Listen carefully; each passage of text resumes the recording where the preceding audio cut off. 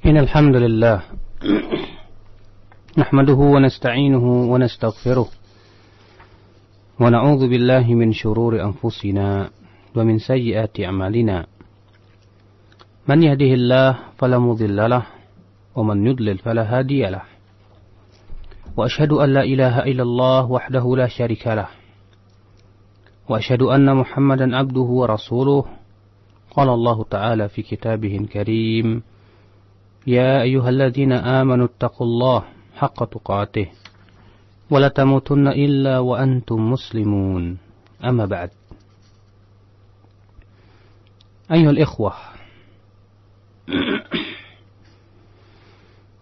kita melanjutkan kajian tentang manhaj Al-Imam Asy-Syafi'i rahimahullah di dalam masalah akidah. Telah kita bahas pada pembahasan yang lalu bahwa Al-Imam Syafi'i adalah orang yang paling memerangi sikap taklid yang disebut dengan taklid mengikuti seseorang alias membeo tanpa dalil.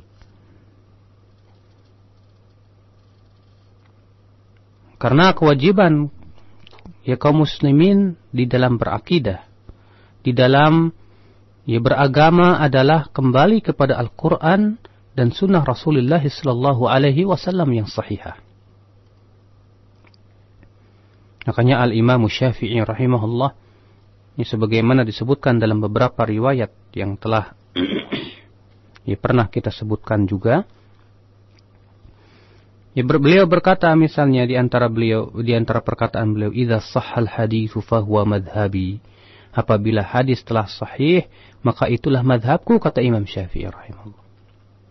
Artinya Al-Imam Syafi'i menetapkan bahwasannya madhab beliau harus dipancangkan di atas hadis yang sahih. Ini menunjukkan ya akhi bahwasannya Imam Syafi'i rahimahullah tidak menerima hadis yang lemah. Madhab beliau adalah madhab yang sahih. Bahkan telah kita sebutkan juga riwayat daripada Ibnu Asad.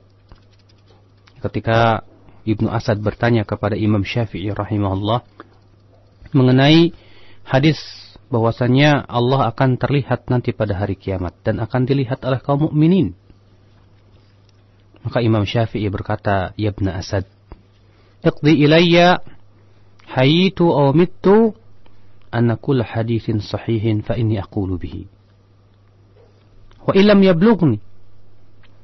Hai Ibnu Asad, nisbatkan kepadaku baik aku masih hidup atau telah mati bahwa setiap hadis yang sahih itulah pendapatku walaupun itu tidak sampai kepadaku.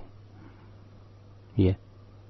Di sini Al-Imam Syafi'i ya akhi memberikan kepada kita sebuah pelajaran berharga bagaimana kita beragama, bahwa kewajiban kita adalah hanya mengikuti Al-Quran dan hadis Nabi sallallahu alaihi wasallam yang sahih.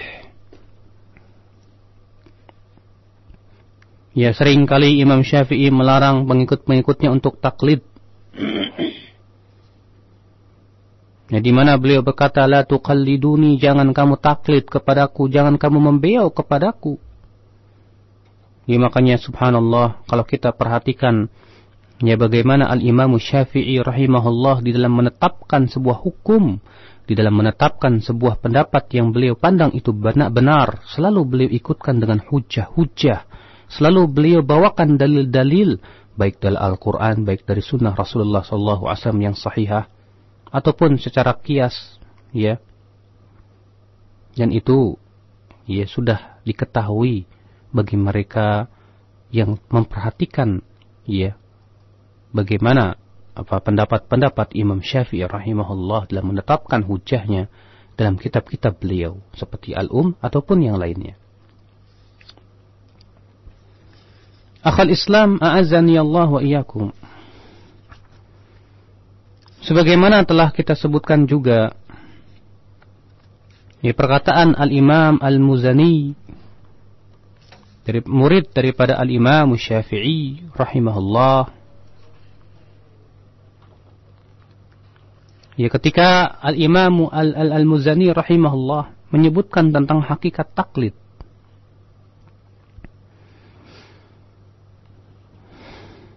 Ia berkata,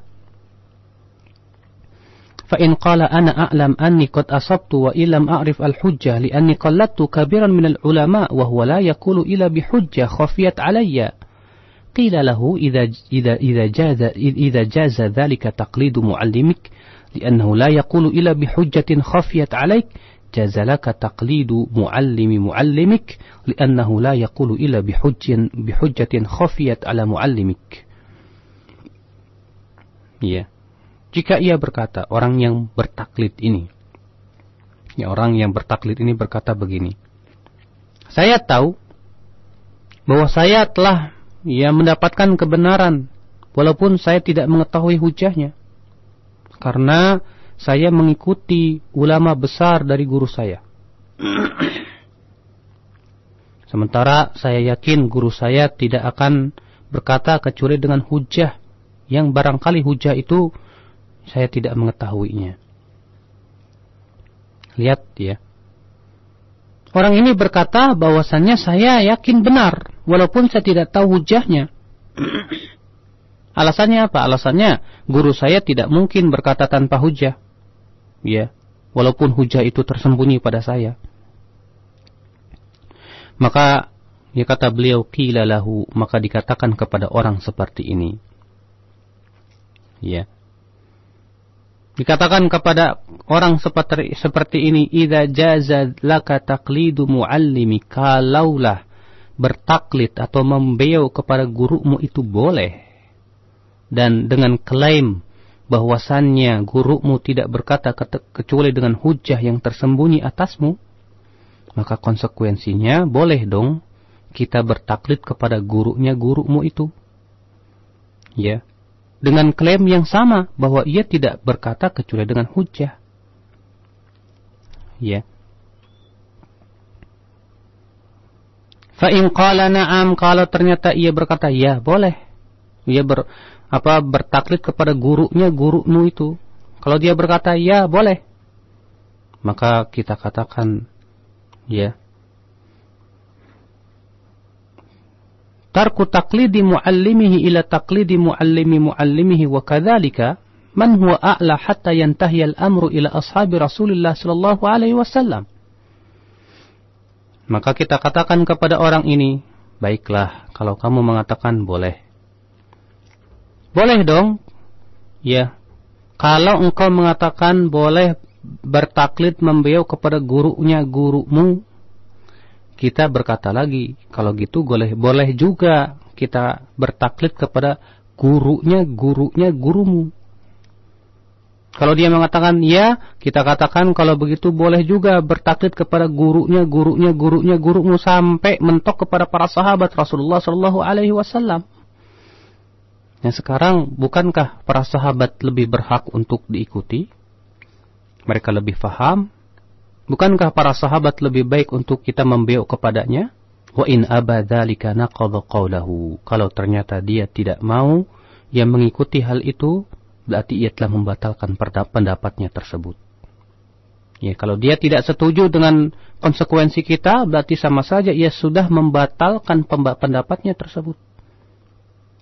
Wa qila lahu kaifa tujawwizu taqlida man huwa asghar minka wa aqal ilman wa la tujawiz taqlida man huwa akbar wa akthar ilman wa hadha mutanaqid. Ya, kita katakan kepada orang ini, bagaimana kamu membolehkan untuk membeo kepada yang lebih kecil, ya, dan engkau tidak membolehkan untuk membeo kepada yang lebih besar dan lebih banyak ilmunya. Kalau kamu membolehkan taklid kepada gurumu, ya harusnya kita ini lebih bertaklid kepada yang lebih tinggi dong derajatnya, yaitu gurunya dia.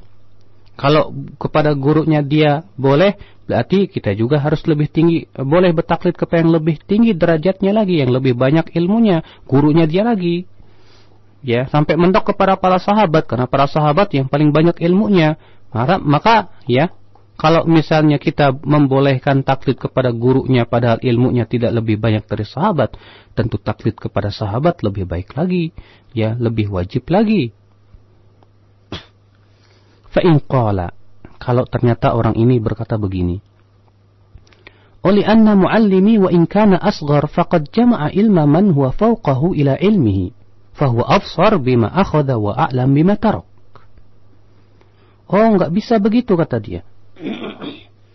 Guru saya, walaupun ia paling kecil dibandingkan dengan guru-gurunya terus lagi, tapi guru saya ini sudah mengumpulkan ilmu, ya, ulama-ulama yang berada di atasnya kepada ilmunya. Jadi guru saya itu tentu lebih paham, lebih tahu apa yang harus diambil, apa yang harus dibuang. Ya. Jadi kalau misalnya dia sudah berguru dengan guru-guru ke sana, berarti ilmunya itu sudah terkumpul pada guru saya, kata dia gitu. Qila lahu wa kadzalika man ta'allama min muallimik. Faqad jama'a ilma muallimik wa ilma man fawqahu ila ilmihi fayalzamuka taqliduhu wa tarku taqlidi muallimik wa kadzalika anta aula an tuqallid nafsaka min muallimik li'annaka jama'ta ilma muallimika wa ilma man fawqahu ila ilmik. Ya. Oh, kalau gitu alasan kamu, baiklah. Ya, sekarang kalau misalnya gurumu itu punya murid-murid. Nah, kalau begitu murid-murid gurumu itu sudah mengumpulkan ilmu gurumu dan guru-gurunya lagi. Berarti muridnya gurumu itu lebih berhak ditaklidi, lebih berhak kita ngebeau kepadanya karena dia sudah mengumpulkan ya ilmu guru-gurunya lagi. Bahkan dirimu sendiri lebih berhak untuk kamu taklidi karena kamu sudah mengumpulkan ilmu gurumu dan guru-gurunya lagi. Masya Allah. Bagaimana subhanallah Al-Imam Al-Muzani ya dalam mematahkan hujah orang seperti ini.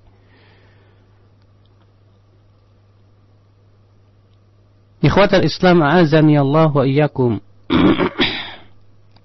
Maka dari itulah Al-Imam Syafi'i rahimahullah memberikan sebuah pokok yang agung dan yang tegas, yaitu wajibnya memahami dengan pemahaman para sahabat Rasulullah sallallahu alaihi wasallam.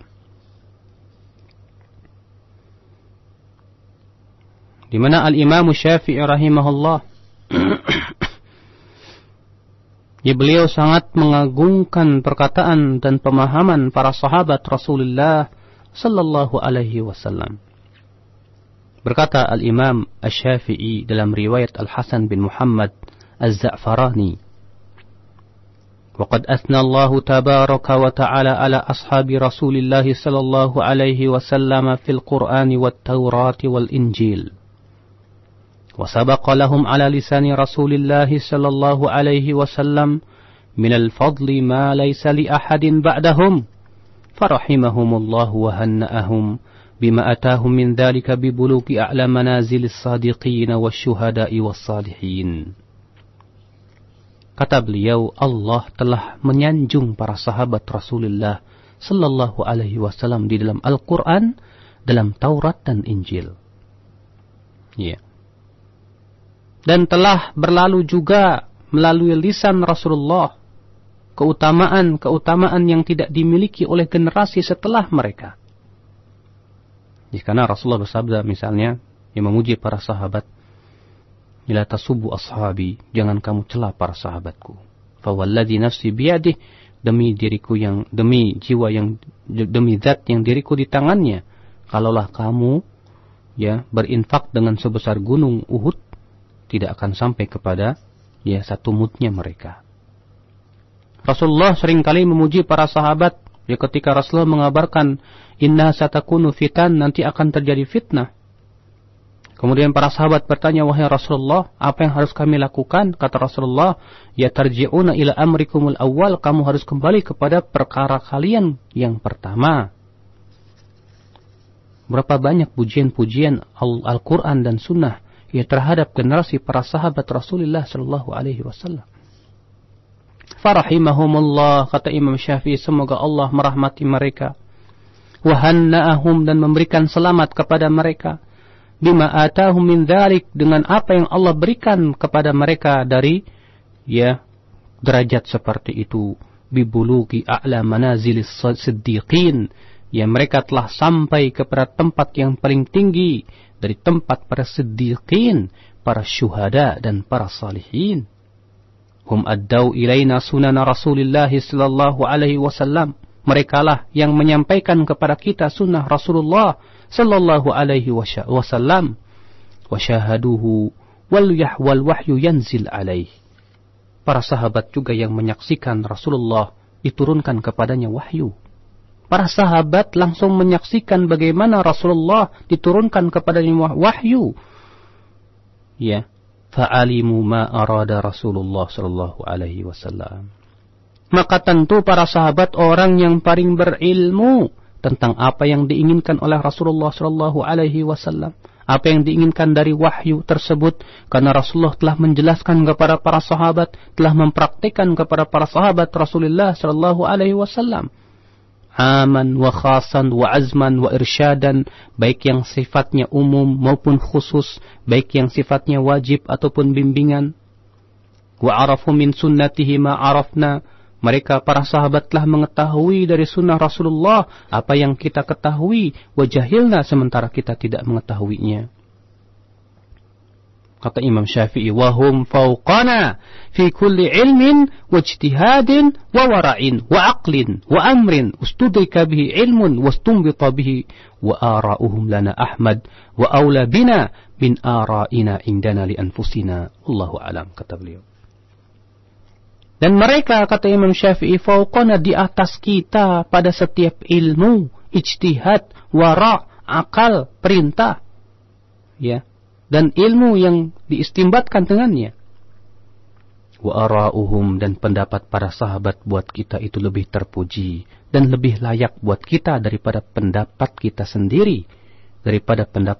sendiri, Subhanallah. Di sini lihat, ayuhal ikhwah, Imam Syafi'i rahimahullah yang menegaskan bahwasannya para sahabat di atas kita pada setiap ilmu, ijtihad, wara', akal. Ya. Bahkan kata beliau, pendapat mereka buat kita lebih terpuji, lebih layak buat kita daripada pendapat kita sendiri. Inilah ya akhi al-Imam Asy-Syafi'i rahimahullah yang begitu mengagungkan, ya, pendapat para sahabat. Beliau berkata kembali, wa qala, wa man adrakna mimman narda aw hukiya lana anhu bi baladina wa saru fima lam ya'lamu li Rasulillah sallallahu alaihi wasallam fihi sunnatan ila qawlihim in ijtama'u wa qawli ba'dihim in tafarraqu wa fahakadha naqul wa lam nakhruj min aqawilihim wa in qala wahiduhum wala yukhalifuhu ghairuhu akhadna biqawlihi. Kata beliau, karena ya, orang yang kami temukan dari para ulama yang kami ridhai atau yang dihikayatkan kepada kami di suatu negeri, kalau mereka tidak mendapatkan sunnah dari Rasulullah, mereka yang mengambil pendapat para sahabat Rasulullah sallallahu alaihi wasallam jika bersepakat, atau pendapat sebagian mereka jika berselisih. Demikianlah pendapat kami, kata Imam Syafi'i, kami tidak keluar dari pendapat para sahabat. Kalau ternyata ada seorang sahabat berpendapat dan tidak diselisihi oleh sahabat yang lainnya, itu pun kami ambil pendapatnya. Subhanallah, di sini Imam Syafi'i rahimahullah ya menjelaskan, menetapkan, memancangkan kaidah yang kuat dan kokoh, bahwasannya kalau kita tidak mendapatkan dari Al-Quran dan Sunnah Rasulullah Sallallahu Alaihi Wasallam penjelasannya, kita lihat bagaimana para sahabat Rasulullah menjelaskan, sehingga pada waktu itu kata Imam Syafi'i kita tidak keluar dari pendapat para sahabat. Ini ya akhi. Ya kalau ternyata tidak ada di zaman sahabat, gimana Ustaz? Ya kita lihat bagaimana ya ijtihadat para ulama kibar di zaman kita itu. Ikhwatal Islam, a'azzani Allah wa iyyakum. Inilah yang dipancangkan oleh Imam Syafi'i rahimahullah. Dan ini pula yang disetujui oleh seluruh ulama. Seperti Imam Ahmad bin Hanbal berkata dalam kitab Aslus Sunnah min usulis sunnati indana, at-tamassuk bima kana alaihi ashabu Rasulillah sallallahu alaihi wasallam.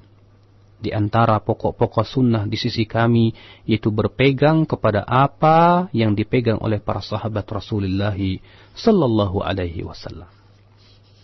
Dan lagi perkataan-perkataan para ulama yang menyuruh kita untuk kembali kepada para sahabat. Abu Hanifah, beliau berkata, "Idza ja'ana 'anis sahabah," kalau datang kepada kami dari para sahabat, fa'ala ra'si wal 'ain, maka di atas kepala dan mata, artinya harus kita terima. Imam Malik, ya, yang beliau berkata, "Lan yasluha amru hadhil ummah illa bima saluha bihi awwaluha." Ya, tidak akan beres ya urusan umat Islam ini, kata beliau, kecuali dengan perkara yang beres dengannya urusan yang pertama, yaitu para sahabat Rasulullah sallallahu alaihi wasallam. Ikhwatal Islam, a'azzani Allah wa iyyakum.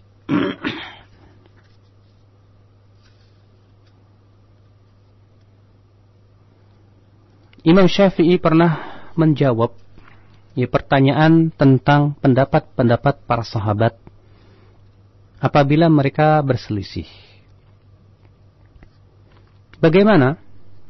Maka Al-Imam Syafi'i rahimahullah menjawab dalam kitab Ar-Risalah, "Nasiru minha ila ma wafaqal kitab awis sunnah ya awil ijma' aw kana asahha fil qiyas."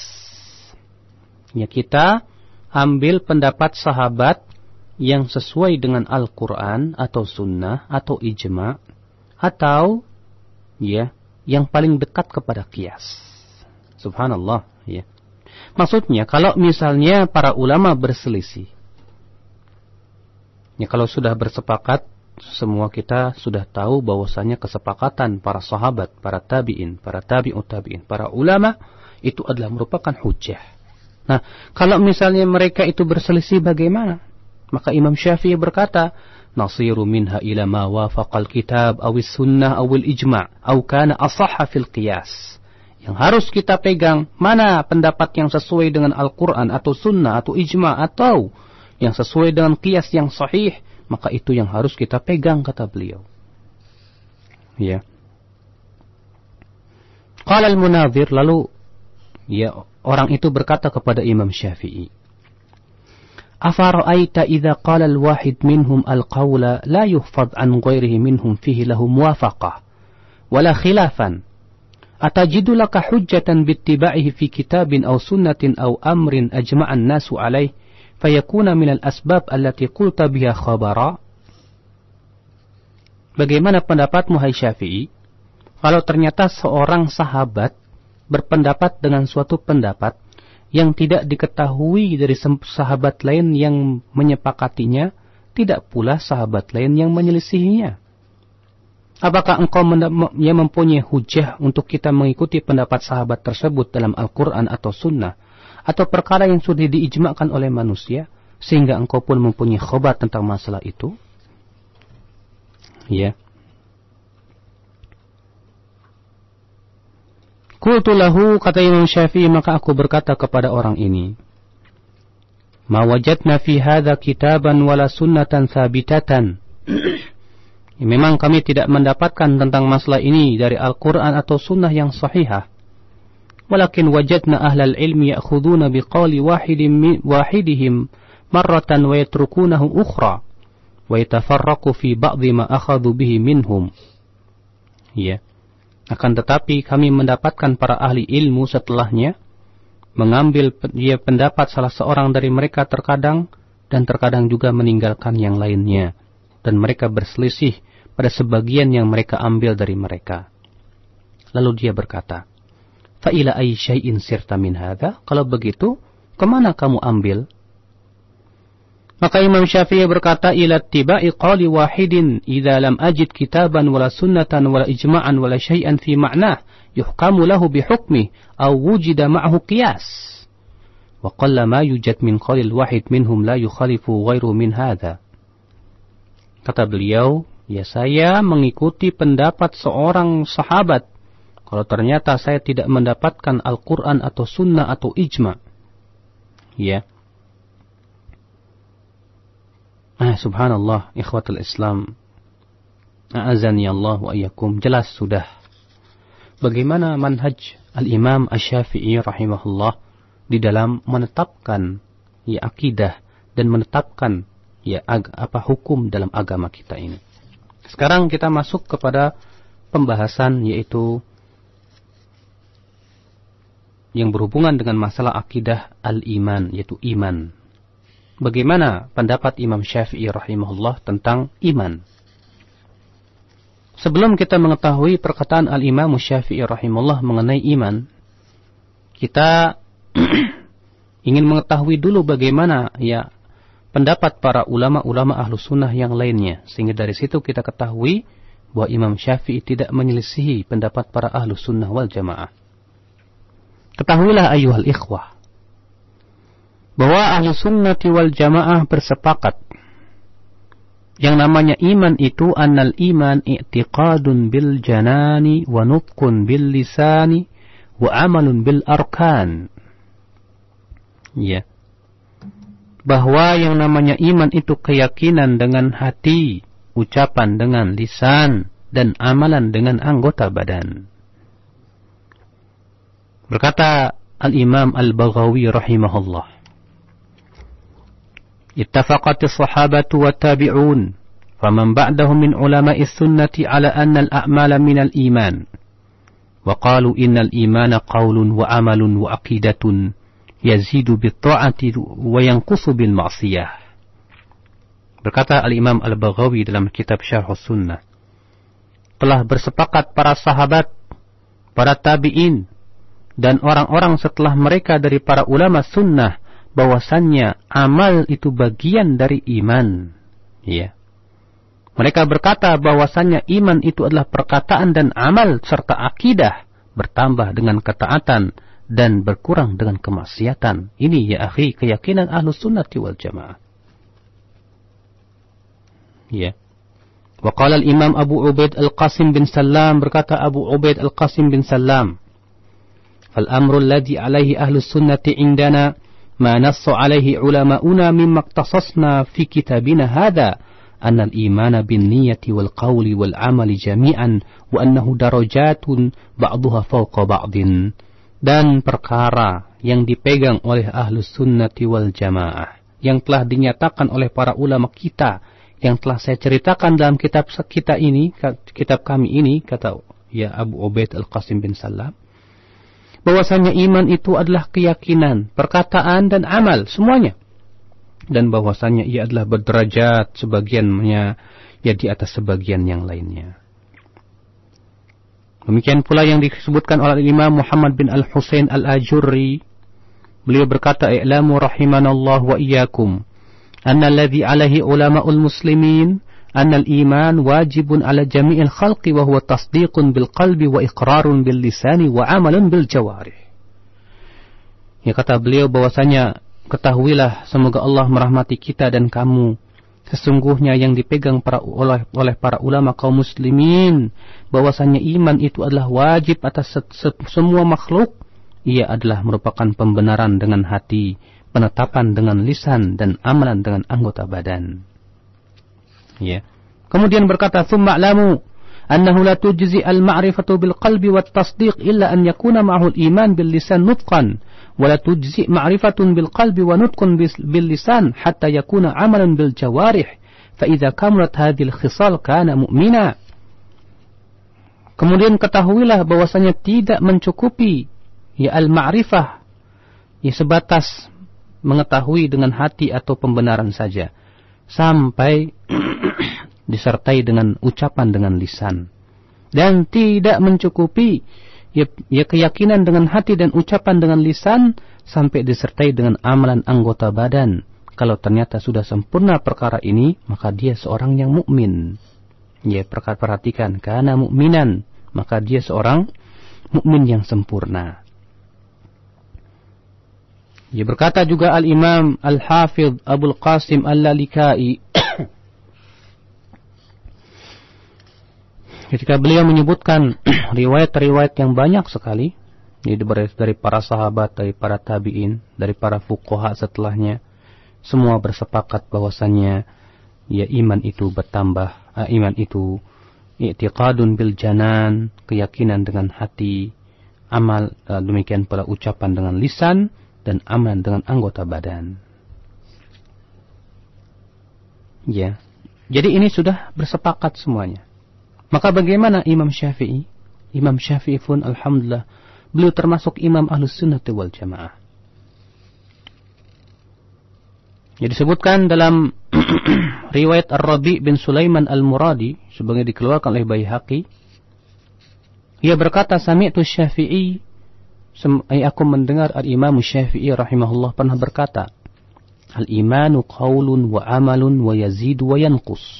Iman itu perkataan dan amalan, bertambah dan berkurang. Ya. Di sini Imam Syafi'i tegas mengatakan bahwa iman itu perkataan dan amal. Barangkali bertanya-tanya, kenapa di situ tidak ada keyakinan? Karena perkataan itu ada dua, perkataan hati dan perkataan lisan. Dan amal itu ada tiga, amalan hati, amalan lisan, dan amalan anggota badan. Ya, itu yang diterangkan oleh para ulama, ya akhi. Jadi Imam Syafi'i alhamdulillah beliau tegas, ya, sesuai dengan akidah Ahlussunnah wal Jamaah, bahwasanya iman itu adalah tiga.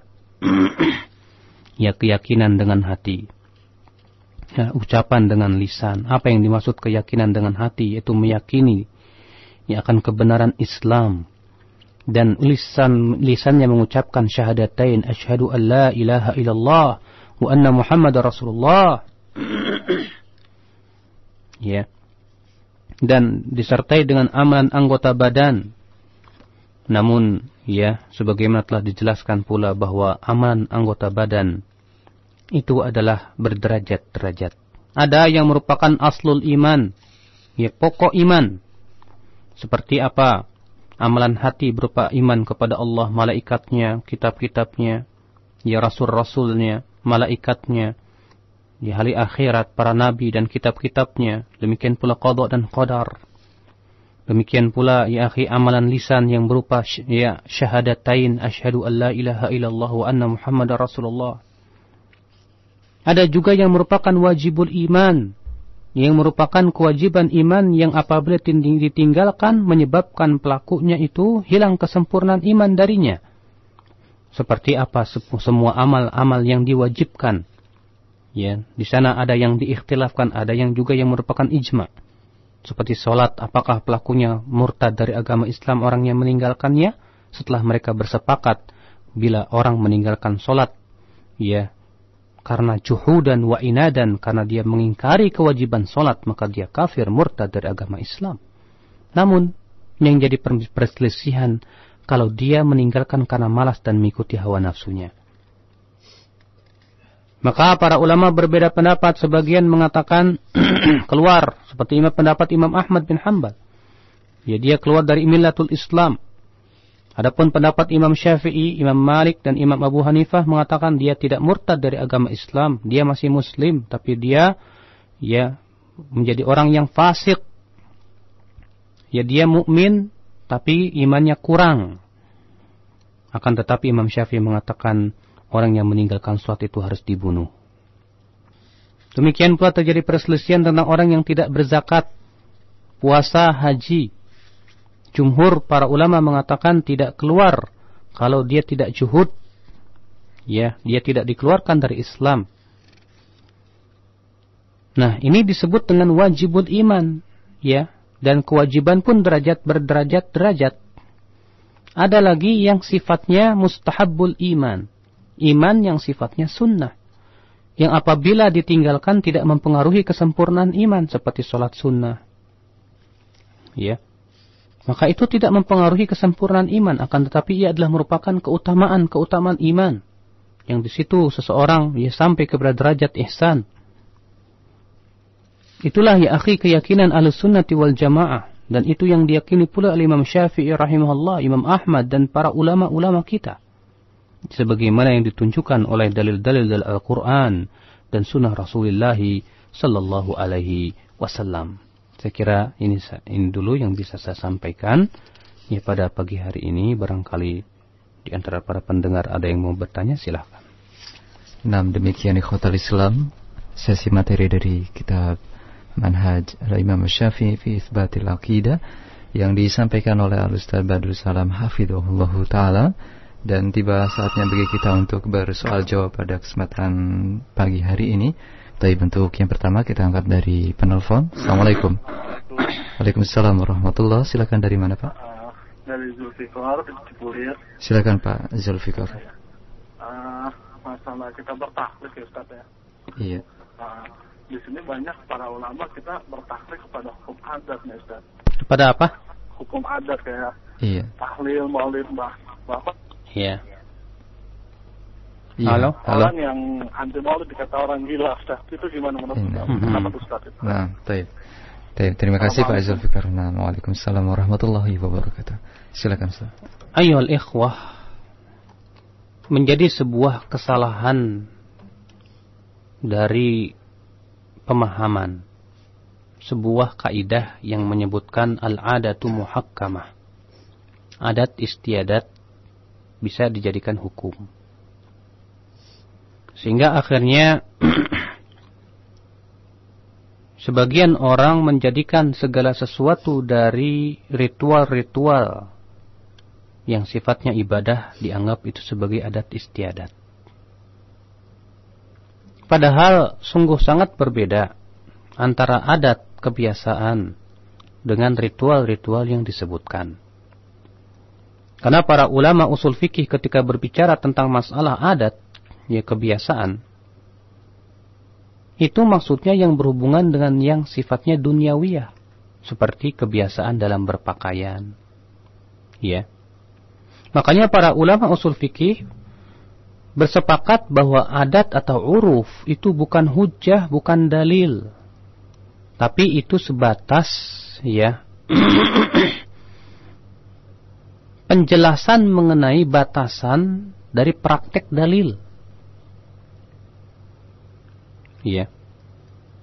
Dia bukan dalil, dia sebatas penjelasan dari praktek dalil itu sendiri.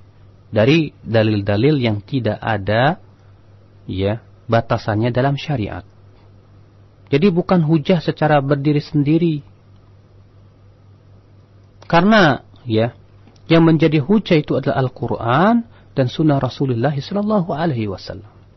Kalaulah mereka membahas perkataan-perkataan para ulama tentang masalah ini, mereka akan temukan hal itu. Ya, bahwa dalil-dalil yang tidak ada batasannya dalam syariat, maka itu dikembalikan kepada apa? Ya kepada uruf, kepada adat istiadat, kepada kebiasaan. Seperti misalnya Allah Subhanahu wa taala yang menyuruh kita untuk menutup aurat.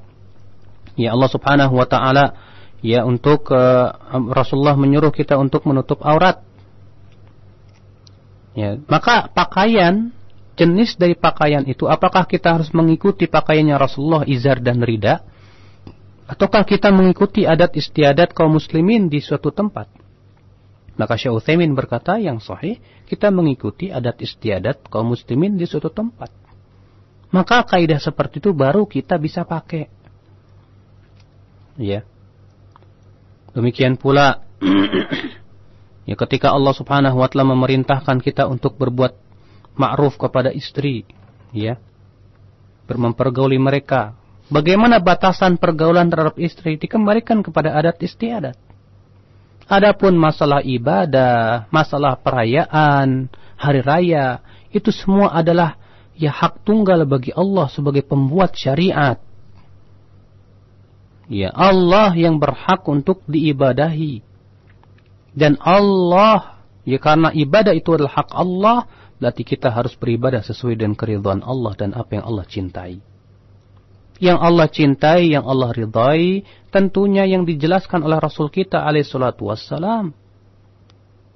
Ya, tentunya yang telah dipraktikkan oleh para sahabat Rasulullah sallallahu alaihi wasallam. Maka dari itu, ya yang dianggap sebagai kebiasaan masyarakat yang padahal itu tidak ada hubungannya dengan ya masalah yang sifatnya sudah kita sebutkan tadi, ya bayanun ditatbiki syariah yang merupakan adat istiadat sebagai penjelasan dari praktek syariat dan pembatasannya. Maka ya itu semua adalah perkara yang diada-adakan, menyimpang dari syariat. Ikhwatul Islam, a'azzani Allah wa iyyakum. Ya terkadang orang tahu kaidah tapi tidak tahu prakteknya gimana. Sebatas tahu doang kaidah, oh ada kaidah al-adatu muhakkamah, adat itu bisa dijadikan hukum. Ya padahal para ulama sudah membahas apa maksud daripada praktek itu. Praktek adat yang bisa dijadikan hukum, apa maksudnya? Bagaimana prakteknya? Ini harusnya dibahas. Ya jangan cuma sebatas tahu ya punya pedang tapi nggak bisa menggunakan pedang. Ya akhirnya apa? Ya membabi buta babat sana sini. Ya tidak peduli apakah itu sesuai dengan kaidah tersebut atau tidak. Subhanallah. Naam. Baik, Ustaz. Untuk selanjutnya kita angkat pertanyaan dari Abu Wahyu di Bekasi. Assalamualaikum. Waalaikumsalam warahmatullahi wabarakatuh. Silakan, Pak. Assalamualaikum Ustaz. Waalaikumsalam warahmatullahi wabarakatuh. Ustaz, ana mau tanya bagaimana sikap ana terhadap teman yang dengan mudah sekali gitu menyalahkan temannya. Iya. Apabila menurut dia ya memang itu tidak sesuai gitu. Tidak sesuai dengan kadang-kala gini contohnya khilaf dia. Keyakinan dia misalkan terhadap keyakinan yang A. Nah, ini yang B gitu. Sama-sama punya hujah insyaallah. Tapi seolah-olah keyakinan anak ini salah gitu Ustaz. Iya. Jadi dia kadang lain lah gitu. Begini Pak ya. Dia lain terhadap anak. Halo? Yang pertama Ustaz, bagaimana sikap anak terhadap dia gitu. Halo Pak. Iyalah. Ya. Begini Pak. Masalah keyakinan yang berbeda tersebut itu kan harus kita perjelas dulu. Iya, lebih dijelaskan. Iya. Sebab ada keyakinan yang barangkali kita semua diperbolehkan padanya perselisihan, ijtihadat sifatnya. Tapi ada juga yang keyakinan yang sifatnya itu adalah ternyata bertentangan dengan ijma para ulama misalnya. Itu juga harus kita pilah. Yang antum maksud bagaimana Pak? Perselisihan pendapat dalam hal apa? Masalah muamalah. Anak yang sudah bertanya terhadap duet yang lain gitu, dan ternyata itu diperbolehkan gitu. Ada ulama yang membolehkan dan hanya caranya aja mungkin. Apa anak sebutkan contohnya Ustaz? Iya, baik. Nah, jadi pernah anak mau ini Ustaz mengkredit barang gitu. Iya. Nah, kredit barang terhadap suatu lembaga misalkan gitu. Jadi barang itu sama yang punya barang dititipkan ke anak dulu Ustaz. Nah, nanti transaksinya itu lembaga, bukan anak sama yang punya barang. Lembaga itu transaksi terhadap yang punya barang. Jadi barang itu hanya dititipkan ke anak. Pada akhirnya nanti ketika mau transaksi dikembalikan kepada yang punya barang itu Ustaz. Nah, itu jadi anak tidak ada transaksi sama sekali anak sama yang punya barang gitu. Jadi anak mohon petunjuk Ustaz. Yang beli siapa Pak? Anak yang beli. Nah, terhadap lembaga, misalkan ada satu lembaga yang mengkreditkan barang gitu Ustaz. Nah, terus yang punya barang itu sementara menitipkan barangnya terhadap anak gitu. Tapi anak sudah jelaskan bahwa nanti transaksinya itu antum sama lembaga itu. Nah, baru setelah lembaga membeli terhadap yang punya barang, anak baru berhubungan dengan lembaga itu mengkredit barangnya gitu Ustaz. Sistemnya gimana? Kredit. Sistem kreditnya ada ribanya nggak? Oh, insya Allah nggak ada Ustaz. Harga cash sama kredit itu sama. Iya. Tidak ada perbedaan. Terus dia mengingkarinya dari sisi apa? Katanya tidak boleh. Jadi barang itu harus langsung ke lembaga itu, nggak boleh dititipkan ke anak dulu gitu. Jadi kalau katanya hukum jual beli itu ya memang anak si pembeli itu ya langsung aja ke lembaga itu, jangan ikut campur masalah barang. Kenapa Bu motor itu kok dititipkan sama antum gitu? Barang tersebut misalnya. Jadi awalnya dia katanya ketemu sama anak Ustaz. Jadi barang itu ketemu sama anak, dia katanya mau jual gitu. Kebetulan anak minat. Nah kata anak, nanti anak melalui lembaga aja, anak nggak bisa beli langsung sama antum gitu, karena masalah uang, anak bilang begitu. Nanti anak bicarakan sama lembaga tersebut. Nah dia pulang beberapa hari, katanya banyak yang nawar ke rumah, jadi dia nggak enak karena sudah ini sama anak gitu. Oh gitu. Sudah ada pembicaraan seperti itu sama anak, jadi dia titipkan, dia nggak enak sama tetangganya yang nawar-nawar barang itu, yang minat juga gitu, Ustaz. Iya. Hanya seperti itu penitipan. Taib sudah jelas, Pak. Taib cukup, Pak ya. Waalaikumsalam warahmatullahi wabarakatuh. Seorang penuntut ilmu haruslah dia mempunyai sikap rahmah, rahmat kepada sesama temannya yang sesama Ahlus Sunnati wal Jamaah, yang sudah faham tentang kajian yang faham, yang sahih. Jangan kemudian hanya sebatas tidak menyetujui dari sisi ijtihad dia yang menurut dia itu salah, lalu kemudian langsung disikapi dengan sikap yang keras. Tidak benar seperti itu. Apalagi yang disebutkan oleh ikhwan tadi sama sekali tidak ada mahdzur syar'i, tidak ada larangan syariat di situ. Hendaknya dia mempelajari dulu tentang syarat-syarat sah jual beli. Hendaknya dia juga melihat dari sisinya. Kalau memang ternyata itu sifatnya ijtihad, karena sifatnya itu adalah ijtihad, tidak ada nas.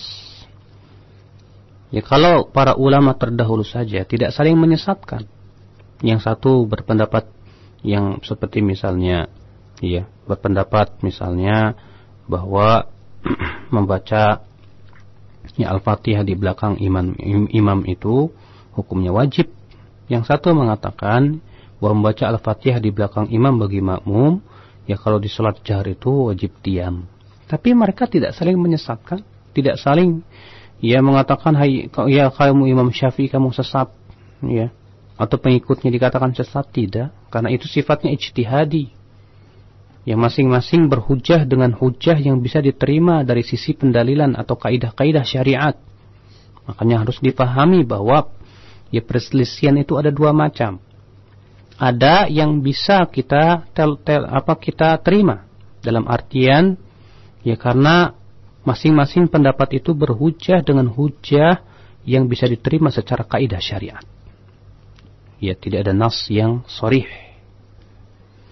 Ada pendapat yang memang lemah pendalilannya, lemah dalilnya, dan pemahaman terhadap dalilnya memang lemah. Bahkan mungkin dia bawakan dalil yang tidak pada tempatnya. Bahkan mungkin bertentangan dengan dalil yang tegas dan kuat, seperti misalnya sebagian ulama Hanafiyah atau mazhab Abu Hanifah mengatakan yang namanya arak itu yang terbuat dari anggur saja. Sementara jumhur mengatakan bahwa arak itu semua yang memabukkan. Dan pendapat yang benar pendapat jumhur, karena Rasulullah SAW bersabda, kullu muskirin khamrun, setiap yang memabukkan itu arak.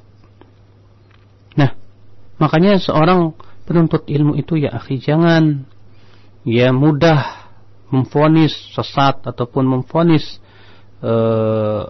setiap orang yang tidak sesuai dengan pendapatnya itu dengan sikap yang keras. Ini tidak dibenarkan.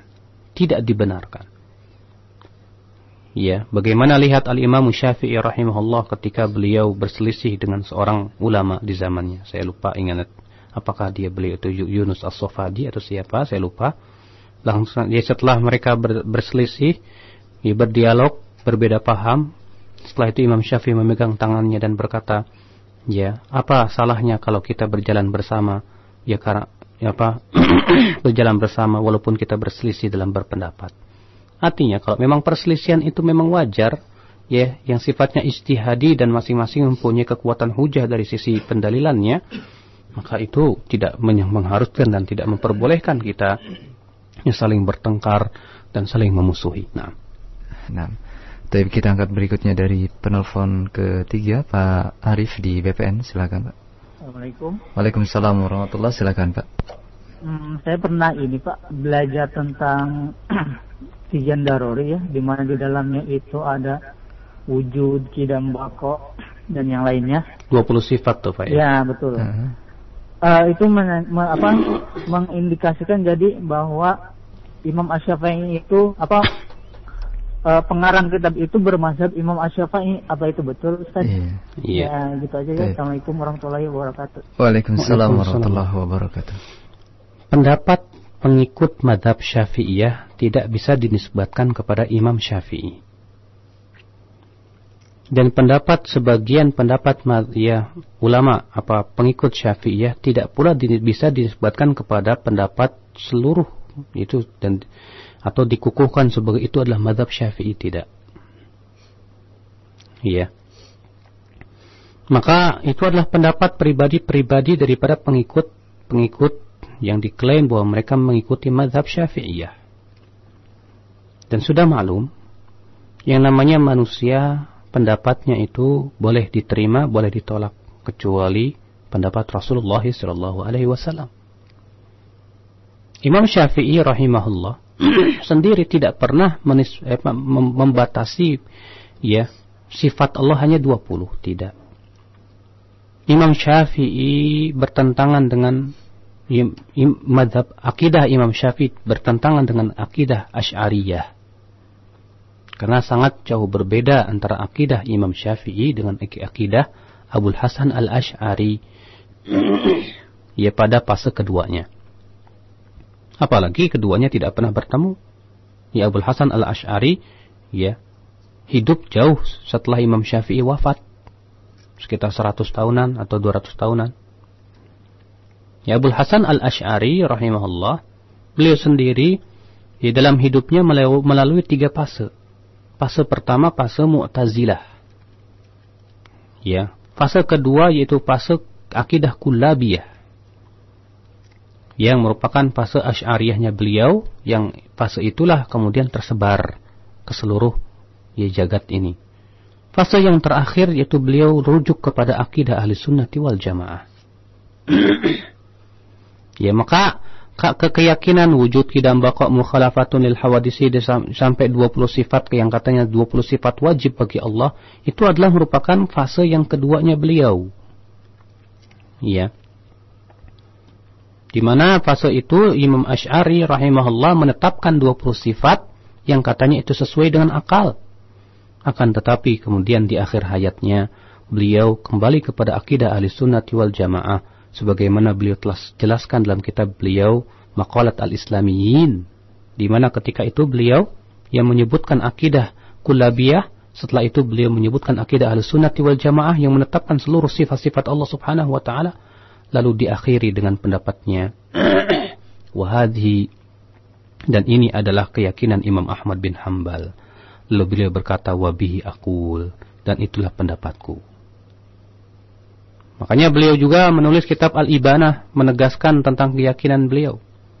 Yang dimana kitab Al-Ibanah ini kemudian diingkari oleh sebagian pengikut Asy'ariyah di zaman ini, katanya itu bukan kitab Abul Hasan al-Asy'ari, itu diada-adakan. Padahal Ibnu Asakir dalam kitab beliau Bayan Kadzibil Muftari menegaskan bahwa kitab Al-Ibanah itu tegas tulisan Al-Imam Abul Hasan al-Asy'ari itu sendiri di akhir hayatnya. Ikhwatul Islam a'azani Allah wa iyyakum. Maka kewajiban kita adalah meyakini seperti keyakinan Ahlussunnah wal Jamaah menetapkan seluruh sifat. Yang anehnya di Indonesia ini penetapan 20 sifat disertai dengan keyakinan bahwa Allah punya 99 nama. Padahal kalau mereka mau berpikir sedikit saja, kalau Allah punya 99 nama, sementara sifat yang wajib cuma 20. Coba bayangkan, berarti 99 nama tersebut hanya 20 nama yang mengandung sifat. Kalaulah disebut di situ dikatakan di situ ada yang masuk padanya 20 nama.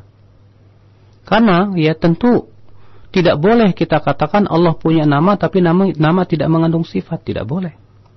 Allah namanya doang Rahman tapi tidak punya sifat Rahman, aneh. Allah namanya doang Al-Aziz tapi tidak punya sifat Izzah. Wah, kurang ajar kepada Allah. Nah, sekarang kalau misalnya Allah punya 99 nama, sementara sifatnya cuma 20, 99 kali 20 dikurangi 20, 79. Katakanlah, berarti ada 79 nama yang tidak mengandung sifat. Ya. Cobalah kita tanyakan kepada mereka, Al-Aziz artinya apa? Al-Aziz artinya yang maha mulia. Apa mungkin Allah yang namanya doang Al-Aziz tapi tidak punya sifat izzah, mulia, perkasa? Aneh sekali.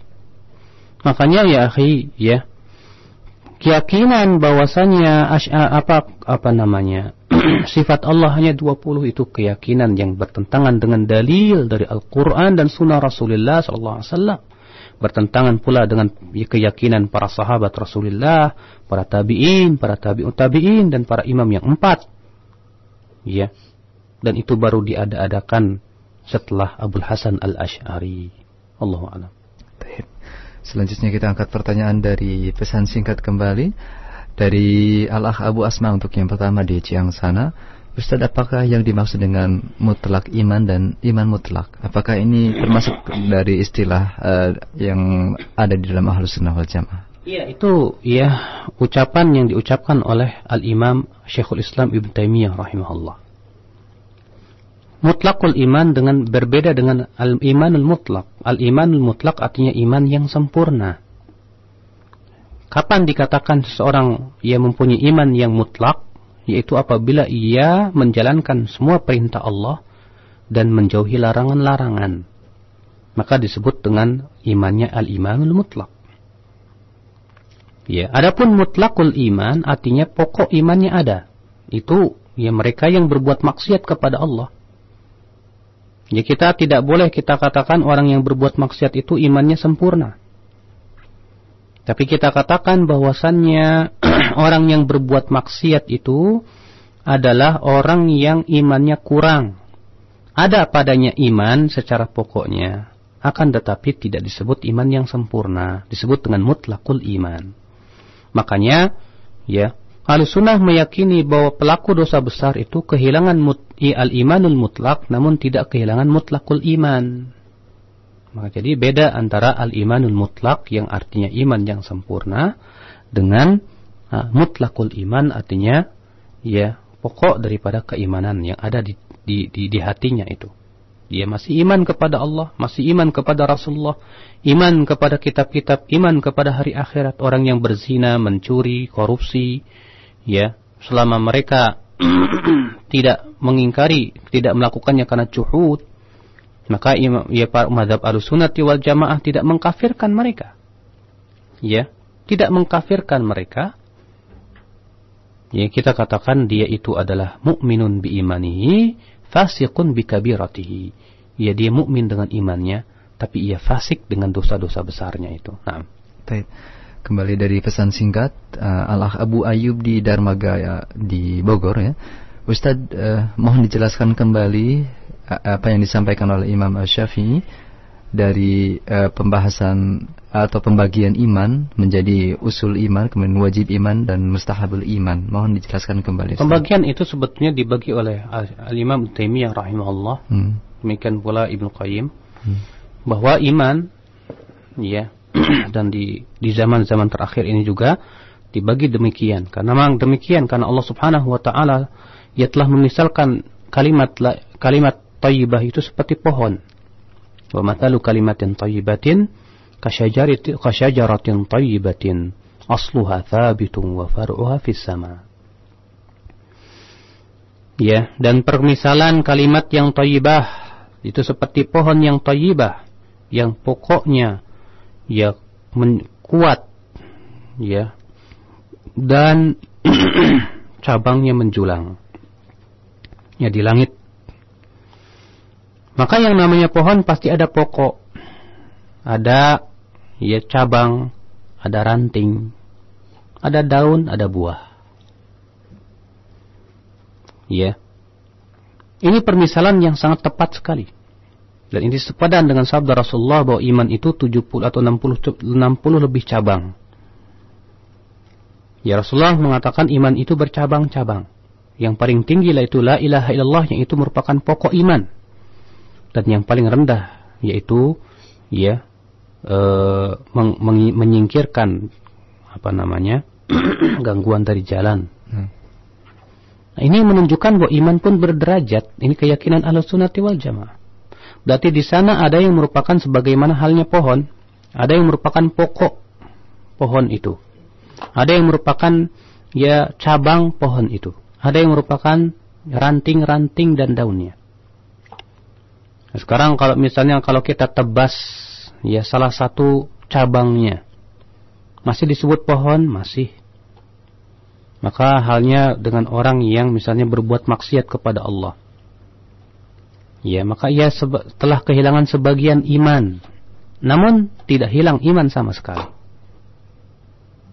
Ya, tergantung tentunya dengan dia berbuat maksiatnya dari sisi yang mana.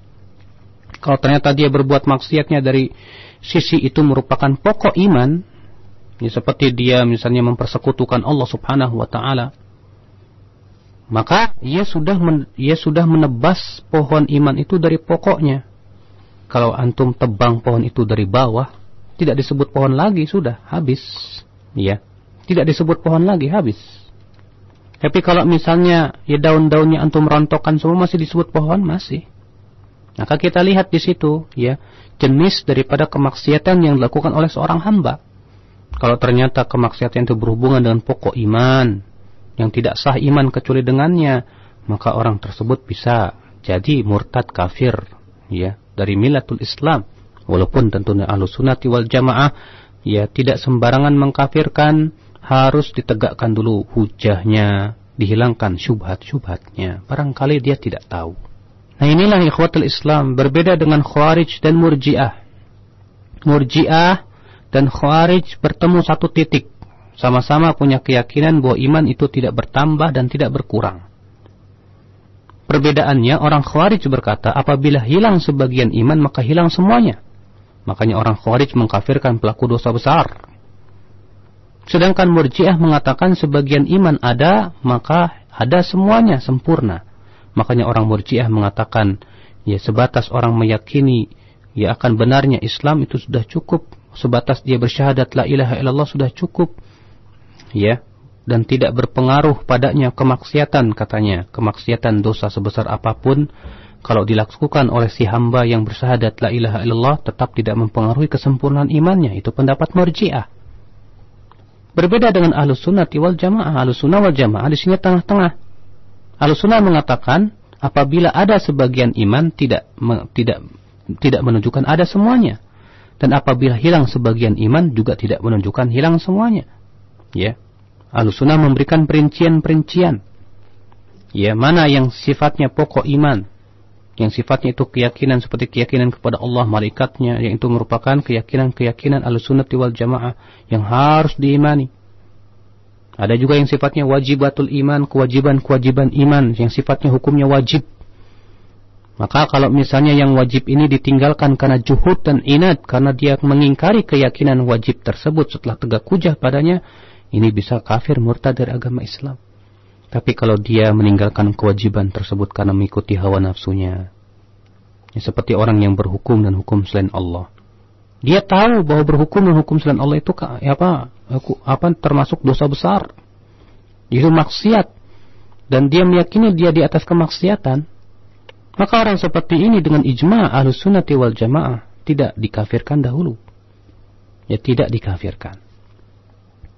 Nah, ini ayyuhal ikhwah a'azzani Allah wa iyyakum, pembahasan seperti ini harus difahami sehingga ya kita ya lepas dari keyakinan akidah Khawarij ataupun Murji'ah. Di zaman sekarang ini banyak pemikiran mudah sekali mengkafirkan. Ya. Mudah mengkafirkan sebelum ditegakkan dulu hujah, sebelum dulu ya dihilangkan syubhat. Padahal para ulama tegas menyebutkan bahwa ya orang yang bodoh masih diberikan padanya udzur. Ya, kebodohan itu adalah merupakan udzur. Ya, Allahu a'lam. Baik, selanjutnya masih dari pertanyaan pesan singkat, Ustaz barakallahu fikum. Mohon dijelaskan kembali tafsir ataupun penjelasan dari beberapa ayat di bawah ini yang menjadi dalil bagi guru-guru kami untuk adanya baiat, Ustaz. Yang pertama dari surat Al-Fat ayat yang ke-10 dan ke-18. Kemudian yang ketiganya surat Al-Mumtahanah ayat yang ke-12. ayat yang ke-10 surat Al-Fat, innal ladzina yubayyi'unaka innama yubayyi'una Allaha yadullahi fawqa aydihim. Kemudian dari ayat laqad radiyallahu 'anil mu'minina id yubayyi'unaka tahta asy-syajarah. Nah, ini yang ke-18. Kemudian surat Al-Mumtahanah ayat yang ke-12. Saya bacakan awalnya saja. Ya ayuhan nabiyyu idza ja'akal mu'minatu yubayyi'naka 'ala alla yusyrikna billahi syai'a ila akhirih. Bagaimana Ustaz korelasinya dengan tentang kewajiban baiat demikian? Ayyuhal ikhwah, sesungguhnya Rasulullah di zaman ketika turun ayat itu, beliau sebagai khalifah yang telah menegakkan daulah Islam di kota Madinah.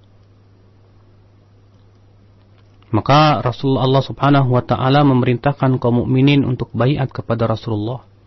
Yang waktu itu Rasulullah sallallahu alaihi wasallam sebagai khalifah kaum mukminin. Maka pada waktu itu ayat tersebut berlaku pula kepada baiat kepada setiap khalifah yang keadaannya telah diterangkan oleh para ulama tentang hakikat siapa khalifah. Sebagaimana Ibn Taimiyah dalam Minhajus Sunnah menjelaskan bahwa khalifah yang dibaiat itu di antara syaratnya dia harus mempunyai wilayah kekuasaan, dan mempunyai kemampuan untuk melaksanakan syariat Islam. Itu sebut khalifah. Kalau misalnya dia masih numpang di Indonesia, tidak disebut khalifah, itu hizbi namanya. Memecah belah umat. Makanya baiat yang disebutkan dalam ayat tersebut, innal ladzina yubayyi'unaka, sesungguhnya orang-orang yang membaiat engkau. Engkau ini siapa? Ya Rasulullah. Rasulullah wadawatku sebagai khalifah yang sah. Barangkali ada yang berkata, lalu bagaimana dengan baiat Aqabah? Kan waktu itu belum ada tegak daulah Islam. Kita jawab ya. Kalau keadaannya di zaman seperti itu, di mana kaum muslimin hanya di situ saja. Karena pada waktu itu umat Islam baru di situ, baru ada segitu. Seluruh dunia kafir semuanya. Kecuali Rasulullah dan para sahabatnya. Maka penting untuk diadakan baiat dalam rangka mendengar dan taat. Sekarang kalau dia mengkiaskan dengan baiatul Aqabah, berarti dia sama saja mengatakan bahwa kaum muslimin yang ada itu cuma dia dan yang pengikutnya saja, semuanya kafir. Musibah. Sehingga akhirnya masuk dan jatuh kepada pemikiran takfiri. Ayyuhal ikhwah, penggunaan dalil-dalil tentang wajibnya baiat untuk baiat kelompok dan jamaah, jelas ini bukan pada tempatnya. Telah difatwakan oleh para ulama di zaman ini bahwa itu semua memecah belah. Rasulullah sallallahu alaihi wasallam sendiri bersabda, idza buyi'al khalifatan faqtulu ahadahuma, kalau dibaiat dua khalifah, bunuh salah satunya. Di Indonesia ini banyak, harus dibunuh tuh semuanya itu. Makanya di Indonesia ini, yang berhak dibaiat itu adalah penguasa negara. Dia adalah merupakan khalifah kalau memang tegak dan dipraktekkan hukum Islam. Maka dari itulah ayyul ikhwah a'azzani Allah wa iyyakum. Dia membawakan ayat lalu dibawakan kepada kelompoknya, ini sesuatu yang lucu. Dikiaskan Rasulullah dengan imamnya dia. Masya Allah. Hendaknya dia membahas kitab-kitab para ulama ketika berbicara tentang siasah syariah. Hendaknya dia membaca kitab-kitab para ulama tentang hakikat siapa itu khalifah dan imam. Naam. Baik, satu pertanyaan terakhir saja untuk pagi hari ini dari Pak Sanusi di Cipulir. Silakan Pak. Assalamualaikum. Waalaikumsalam warahmatullahi wabarakatuh. Silakan. Ini saat saya mau nanya, hukum haul setiap tahun peringatan kematian orang. Iya. Seorang ustadz. Ada hadis mengatakan, kata seorang ustadz, katanya setiap tahun Rasulullah ziarah ke makam Hamzah. Iya. Apakah hadis ini dalilnya lemah atau bagaimana Ustaz? Nah. Terima kasih Ustaz jawabannya. Assalamualaikum. Waalaikumsalam warahmatullahi wabarakatuh. Silakan. Pertama akhi, Rasulullah yang bersabda, la tattakhidhu qabri ida. Jangan kamu jadikan kuburanku sebagai id. Id itu artinya, kata para ulama, sesuatu yang berulang, yang telah ditetapkan waktunya. Baik seminggu sekali, atau sebulan sekali, atau setahun sekali. Maka siapa yang telah menetapkan waktunya untuk ziarah kubur, maka sudah ia menjadikan kuburan sebagai id, ya perayaan di situ. Dan itu dilarang oleh Rasulullah. Bagaimana? Ya, sementara itu telah dilarang oleh Rasulullah. Makanya perkataan dia bahwa Rasulullah ya setahun sekali ziarah ke kuburan Hamzah. Ya hendaklah dia membawakan siapa yang meriwayatkannya, bagaimana sanadnya. Sementara hadis ini tegas melarang untuk menjadikan kuburan sebagai id. Ya. Maka itu semua yang dia katakan adalah merupakan pendalilan-pendalilan yang tidak jelas sanadnya. Ya, jeluntrungnya tidak diketahui. Dari mana asal usulnya? Siapa yang meriwayatkan? Subhanallah. Terkadang memang begitu ya, akhi. Ya, terkadang ada orang berusaha untuk bawa-bawa dalil yang ya kira-kira pas. Ya, yang dia sendiri tidak tahu sebetulnya hadisnya riwayat siapa. Siapa yang mengeluarkan? Bagaimana tata cara memahami dalil tersebut? Ya, ada orang yang bawa dalil, terkadang dalilnya sahih tapi pemahamannya yang tidak sahih. Inilah ayyuhal ikhwah, ya kewajiban kita sebagai kaum muslimin harus ya secara seksama untuk melihat bagaimana kedudukan suatu hadis, apakah sahih atau dhaif. Ya bagaimana para ulama mempraktekannya, bagaimana para sahabat memahaminya, itu sangat penting sekali. Makanya tidak pernah dinukil bahwa para sahabat mereka ya haul 1 tahun sekali. Kalau para sahabat, kalaulah itu baik, tentu para sahabat yang pertama kali mengamalkannya. Karena kalau misalnya para Rasulullah melakukannya, tentu ya telah diamalkan oleh para sahabat juga. Karena para sahabat orang yang lebih semangat di dalam mempraktekkan agama dan syariat kita ini ya akhi. Ya ternyata tidak ada satupun sahabat melakukannya. Tidak pula Imam Syafi'i, Imam Ahmad, Imam Ahmad bin Hanbal, tidak pula Imam Malik, Imam Abu Hanifah. Ya, padahal mereka orang yang paling alim dan berilmu tentang hadis-hadis Rasulullah SAW. Imam Ahmad 1 juta hadis dihafal. Ya Ustaz tadi saya yakin ya Arba'in Nawawiyah saja tidak hafal. Ikhwatal Islam, maka dari itu ya kita beragama sekali lagi harus jelas ya akan kesahihan dan ya keabsahan suatu dalil yang dibawakan dari sisi sanadnya, demikian pula dari sisi pemahamannya. Wallahu a'lam. Nah, cukup Ustaz. Ya kita tutup. Subhanakallahumma bihamdik asyhadu an la ilaha illa anta astaghfiruka wa atubu ilaik. Wassalamualaikum warahmatullahi wabarakatuh.